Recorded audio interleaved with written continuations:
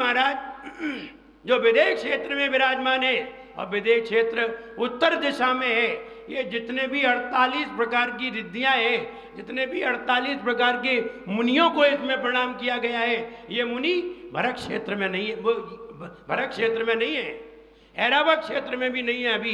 अभी हिंदुस्तान में विदेश में कहीं भी ऐसे मुनि नहीं है। ये मुनि सिर्फ विदेश क्षेत्र में है और कहीं नहीं है। विदेश क्षेत्र में कौन सा काल रहता है? चौथा काल रहता है। किसने कहा चौथा काल रहता है? चौथा तो तब आएगा जब तीसरा रहेगा। कौन सा रहता है? बोले चौथा काल रहता है। नहीं, विदेश क्षेत्र में कोई ना चौथा काल रहता है, ना तीसरा रहता है, ना पांचवा रहता है, ना पहला रहता है। विदेश क्षेत्र का चौथे जैसा काल होता है। चौथा काल नहीं होता। चौथा काल तो यहां होता है। यहाँ चौथा होता है, पांचवा होता है, तीसरा होता है, दूसरा होता है। चौथा तो तब आएगा जब तीन होंगे। वहां तीन तो होते ही नहीं है, वहां चौथे जैसा होता है। चौथा काल नहीं रहता। मैं पूछे तो ऐसा नहीं कहते चौथा काल रहता है। नहीं नहीं, चौथे जैसा रहता है। चौथा कहोगे तो तीन भी होना पड़ेंगे, फिर पांच भी होगा। इसलिए वहां षट काल परिवर्तन नहीं होता। षट काल परिवर्तन भरत और ऐरावत क्षेत्र में होते हैं और कहीं नहीं होते। इसलिए वहां चौथे काल जैसा होता है, चौथा काल नहीं होता। तो वैसे मुनि महाराज विदेश क्षेत्र में विराजमान है। ये सर्वावधि ज्ञान के धारी हैं, उसी भव से मोक्ष प्राप्त करने वाले हैं। ये मुनिराज वे मुनि महाराज हैं जिनका वज्र वृषभ नाराज संगनन होता है। ऐसा संगनन, ऐसी हड्डी होती है कि जो हड्डी तलवार मारने पर भी टूटती नहीं है, गोली मारने पर भी वो गोली शरीर हड्डी को छेदती नहीं है, बाहर ही रह जाती है। बुलेट प्रूफ उनकी जो बोन्स होते हैं बुलेट प्रूफ होते हैं। और बुलेट प्रूफ क्या, चाहे तलवार मारो चाहे गोली मारो, हड्डी नहीं टूटेगी। मांस निकल सकता है, खून निकल सकता है, लेकिन हड्डी नहीं टूट सकती।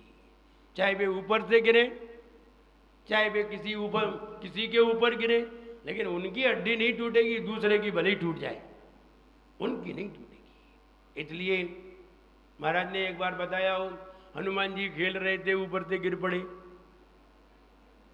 हनुमान जी विमान में ले जा रहे थे, ऊपर से गिर पड़े। क्या हुआ? क्या हुआ संगीता जी? शिला टूट गई। तुम कूदो ऊपर से। तो कहने का मतलब हमारी हड्डी इतनी कमजोर है कि हमारे अंदर इतनी शक्ति नहीं है। और ये शक्ति वज्र वृषभ नाराज संगनन के प्राप्त होने से होती है। समहनन माने हड्डी। समहनन को हड्डी कहते हैं संस्कृत में, इंग्लिश में बोन्स कहते हैं। तो इसलिए हड्डी होती है इतनी मजबूत कि वो टूटती नहीं है। इसलिए ऐसी हड्डी कैसे प्राप्त होती है? बादाम खाने से। खूब खाओ बादाम, बादाम बेकार हो जाएंगे। तो क्या खाने से होगी? अखरोट? नहीं नहीं, ना बादाम खाने से होगी, ना अखरोट खाने से होगी, ना काजू खाने से होगी, ना कैल्शियम खाने से होगी। ये इनसे हड्डी मजबूत है। इनसे हड्डी वज्र वृषभ नाराज संगनन प्राप्त नहीं होगा। वज्र वृषभ नाराज संगनन प्राप्त होगा तो आदिनाथ भगवान की स्तुति करने से प्राप्त होगा, वरना नहीं होगा। लाख प्रयास कर लो, अरबों क्या खरबों रुपए खर्च कर लो, वज्र वृषभ नाराज संगनन नहीं मिल सकता। ये तो उससे ही मिलता है जो भगवान की भक्ति पूर्वक भगवान की आराधना करता है, सम्यक दर्शन को प्राप्त करता है। सम्यक दृष्टि को वज्र वृषभ नाराज संगनन प्राप्त होता है। इसलिए सम्यक दर्शन प्राप्त करो। और हम जितना भी ये प्रयास कर रहे हैं, ये सब सम्यक दर्शन का प्रयास कर रहे हैं। एक बार वो हमें प्राप्त हो गया, वज्र वृषभ नाराज संगनन फाइनल मिलेगा हमें। जैसा हनुमान जी को शरीर मिला था, जैसा भगवान महावीर को शरीर मिला था, जैसे तीर्थंकर को शरीर मिला था, जैसा चक्रवर्ती, नारायण, प्रतिनारायण, बलभद्र, इनको जैसा शरीर मजबूत मिला था, ऐसा ही हमें प्राप्त होगा अगर हमें सम्यक दर्शन हो। कैसे मिलेगा? यही हम प्रयास कर रहे हैं। भक्ति करिए, भावपूर्वक करिए। जब आप रत्नकर्ण साहब का आचार में जब 41-40 नंबर गाथा पढ़ेंगे, उसमें आएगा कि ये सानंद भगवान की भक्ति से सम्यक दृष्टि को प्राप्त होता है। इसलिए हम सम्यक दर्शन को प्राप्त करने के प्रयास में लगे हुए हैं। ऐसे मुनि महाराज जो सर्वावधि ज्ञान के धारी हैं, उन मुनि महाराज को मेरा मन से, वचन से, काय से बारंबार प्रणाम होवे। ऐसा संगनन हमें भी प्राप्त होवे, ऐसा ज्ञान हमें भी प्राप्त होवे, इसलिए हम उन्हें प्रणाम कर रहे हैं। रोज सवेरे उठ के प्रणाम करिए, एक ना एक दिन वो चीज तुम्हें प्राप्त होगी। प्रणाम नहीं करोगे, भोगट में कोई देने नहीं आ रहा है। प्रणाम करना जरूरी है, और प्रणाम करने से ही मिलेगी। पैसे खर्च कितने भी कर लो, कहीं भी नहीं मिलेगी। इसलिए वो ऐसी विद्या हमें भी प्राप्त हो। आइए अर्थ देखते हैं। अर्थ देखने के लिए पहले चित्र में देखते हैं। चित्र में क्या है? आदिनाथ भगवान विराजमान है और देवियां पुष्प क्षेपण कर रही हैं। देवियां उनके चरणों में भक्ति बस पुष्प क्षेपण कर रही हैं, माला अर्पण कर रही हैं। और नीचे देखिए समुद्र बना हुआ है, समुद्र बना हुआ है। आचार्य मानतुंग महाराज भी स्तुति कर रहे हैं। आचार्य मानतुंग महाराज स्तुति कर रहे हैं, और मानतुंग महाराज क्या कहने जा रहे हैं वो भाव समझिए। कल कहा था कि मैं बालक हूं, मुझे कुछ नहीं आता, लेकिन फिर भी मैं आपकी स्तुति करने को तैयार हुआ। और अब यहां कुछ और कहने जा रहे हैं, वो सुनिए। वो ये कह रहे हैं, हे भगवान, ये जरा सा तो मन है, जरा सी स्तुति करते हैं तो इधर उधर मन भटक जाता है। और कहां वो बृहस्पति, बृहस्पति की क्षमता देखिए, अपने अपने मुंह कितने हैं? एक। और बृहस्पति ऐसे हजारों मुंह बना लेता है, और हजारों मुंह बना करके भगवान की स्तुति करता है। और एक स्तुति कर लेता है, वो दोबारा नहीं पढ़ता, अलग अलग स्तुति गाता है। विचार करिए कितना ज्ञानी पुरुष होगा वो बृहस्पति, कितना ज्ञानी पुरुष होगा। पुरोहित बहुत होशियार होते हैं, सलाहकार होते हैं। वो बृहस्पति जो भगवान की स्तुति कर रहा है, तो कह रहे हैं कि वो उसमें एक व्यक्ति तैरता हुआ नजर आ रहा है, समुद्र को तैर रहा है। और समुद्र में देखिए मगरमच्छ है इधर उधर, और पानी में उफान मचा हुआ है। और ऐसे पानी में, समुद्र में उफान हो, बहुत तेज उफान हो तूफान का, इधर मगरमच्छ इधर उधर उछल रहे हो, और आप नाव में, आप खाली हाथ हो, नाव में नहीं हो, और आपको कहीं भी छोर दिखाई नहीं दे रहा हो समुद्र का, तो आप क्या करेंगे? करेंगे क्या? आप तो ये बताइए, हाथों से पार हो जाएगा कि नहीं समुद्र? नहीं होगा। तो आचार्य महाराज कह रहे हैं, इतना भारी समुद्र जिसमें उफान आ रहे हैं, मगरमच्छ तैर रहे हैं, और भयंकर क्षुभित है तूफान से, बड़ी बड़ी लहरें उठ रही हैं सैकड़ों किलोमीटर ऊंचाई की, और ऐसे समुद्र को हाथों से पार करने में कौन समर्थ है कोई समर्थ? बोले नहीं, हम आपके 2-4 गुणों का बखान करते हैं, हम आपके 2-4 गुणों का बखान कर आते हैं। हम ये समझते हैं हम बड़े भारी भक्त हैं, 2-4 गुणों का बखान कर लेते हैं, वो भी किताब में देख करके, दूसरे के लिखे हुए। खुद को तो कुछ नहीं आता। विचार करो, हमें क्या आता है? प्रभु पतित पावन में अपावन बुद्ध जन की पढ़ रहे हैं, सकल किए क्या यज्ञ तदपि दौलत राम की पढ़ रहे हैं, दर्शनम देव देवस्य कोई आचार्य का बनाया हुआ पढ़ रहे हैं। तुम अपना क्या पढ़ रहे हो? विचार तो करो सुखानंद जी, अपना क्या पढ़ रहे हो तुम? जिंदगी भर होगी पढ़ते पढ़ते दूसरे की। और अच्छी बात बता ले, दूसरे की तिजोरी की चाबी अपने कमर में लटकाने से तुम्हारी तिजोरी नहीं खुल जाएगी। आ रही समझ में? दूसरे की तिजोरी की चाबी अपने छल्ले में लटकाने से तुम्हारी तिजोरी नहीं खुल जाएगी, दूसरे की ही खुलेगी। कहीं दौलत राम की गाते हैं, कहीं बुद्ध जन की गाते हैं, कहीं दयानत राय की गाते हैं, कीजिए शक्ति प्रमाण, शक्ति बिना सरदा धरे दयानत सरदावान, दयानत सरदावान। ये दयानत राय की है। अपनी क्या कर रहे हो? और कहते हो हमें कुछ नहीं आता, फिर भी ये कहते हो सीना तान की हमें सब आता है। हम बेवकूफ हैं क्या? हम सवेरे उठ के अभिषेक करते हैं, पूजन करते हैं, दूरावनम में सुरनाथ किरीट कोटि आचार्य अभयनंदी जी का पढ़ते हो, तुम अपना क्या पढ़ते हो? तो हम भाव बनाते हैं, तुमसे भाव भी नहीं बनते। जो बनाना चाहिए वही बना लो।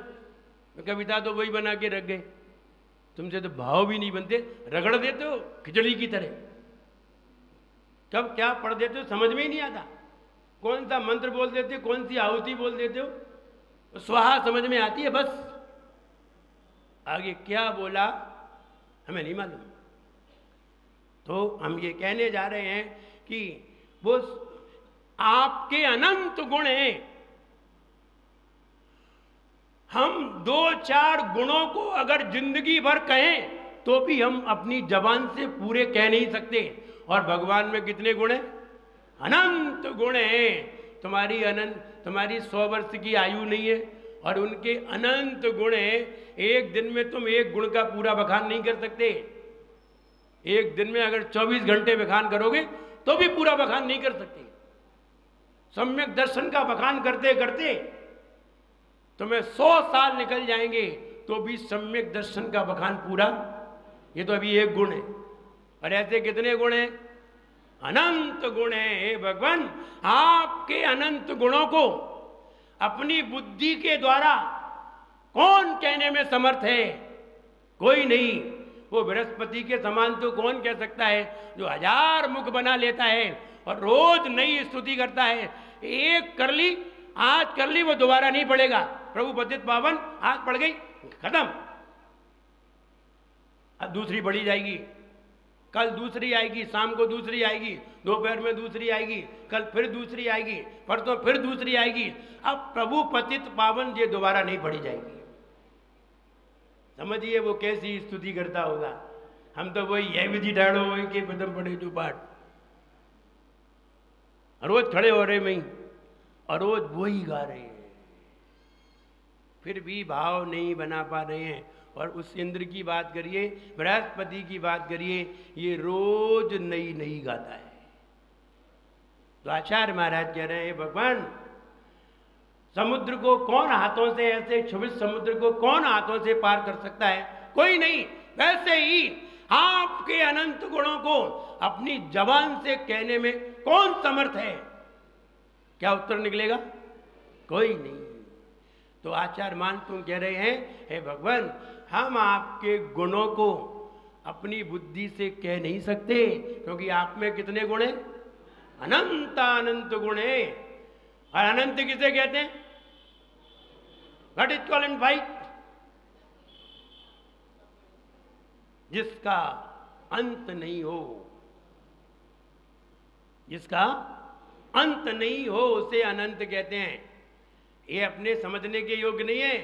आप अनंत की संख्या लिख नहीं सकते, आप असंख्यात की संख्या को भी नहीं लिख सकते। अरे छोड़ो ना, आप असंख्यात की लिख सकते हो ना अनंत की लिख सकते हो, आप संख्यात की भी पढ़ नहीं सकते। संख्यात की संख्या लिख दी जाएगी तो तुम पढ़ नहीं सकते।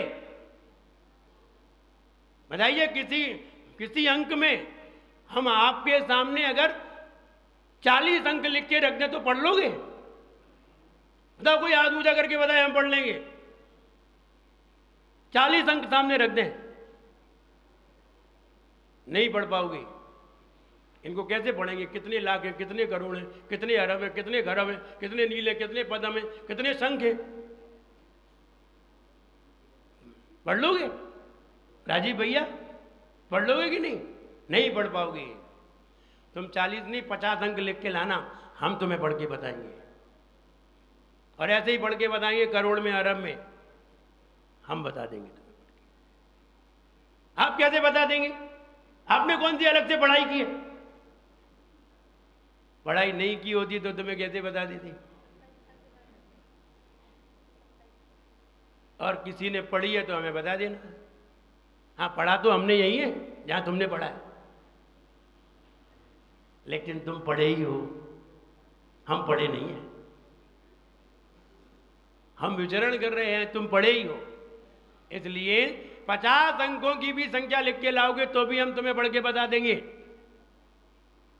बस पढ़ने की कला होनी चाहिए। आगे की विद्या तुमने जैन धर्म पढ़ा नहीं है ना, जैन दर्शन को पढ़ोगे तो ये भी सब समझ में आ जाएंगे, लेकिन पढ़ोगे तब। इसमें 50 अंकों की क्या, 80 अंकों की संख्या को भी पढ़ने की तरकीब है, लेकिन पढ़ोगे तब। इसलिए कौन आपके गुणों को कह सकता है जवान के द्वारा? तो आचार्य मानते हो या कोई नहीं कह सकता। फिर भी मैं कह रहा हूं। ऐसा नहीं हम कह नहीं सकते तो अपनी जबान बंद कर लें। हम आपके गुणों को कह नहीं सकते तो हम बोले ही नहीं। मालूम है, बच्चा बोलना नहीं जानता है, लेकिन बच्चा बोलना नहीं जानता है इसका मतलब ये नहीं कि बोलता नहीं है। वो सबसे ज्यादा बोलता है, वो चुपचाप रहता ही नहीं है। एक व्यक्ति ने वो दूसरे व्यक्ति से कहा, यार बड़ी समस्या है मेरे जीवन में। बोले क्या समस्या है? बोली मेरी पत्नी टीचर है। बोले टीचर है तो बनी रहे, बहुत सारी पत्नी टीचर होती है। बोले नहीं वो बात नहीं है, वो टीचर है। बोले तो परेशानी क्या है ये बताओ। बोले परेशानी ये है, जब वो चालू होती है ना तो 40 मिनट से पहले बंद ही नहीं होती। जब वो बोलती है ना तो 40 मिनट के पहले बंद नहीं होती, क्योंकि टीचर है। और पीरियड 40 मिनट का होता है तो उसे प्रैक्टिस है। जब वो चालू हो जाती है तो 40 मिनट तक हमें चुप रहना पड़ता है। तो उस दूसरे व्यक्ति ने बहुत अच्छा उत्तर दिया। उसने कहा तुम पागल हो। बोले क्या? बोले जैसे ही वो बोले तो घंटी बजा दिया करो, अपने आप से बोले। घंटी बजाने में क्या जा रहा है?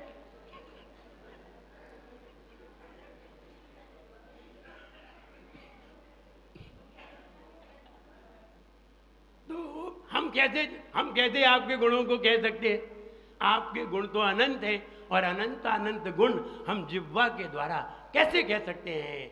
मुझ में ये हिम्मत नहीं है। अपनी शक्ति की हीनता को आचार्य मानतुंग महाराज व्यक्त कर रहे हैं।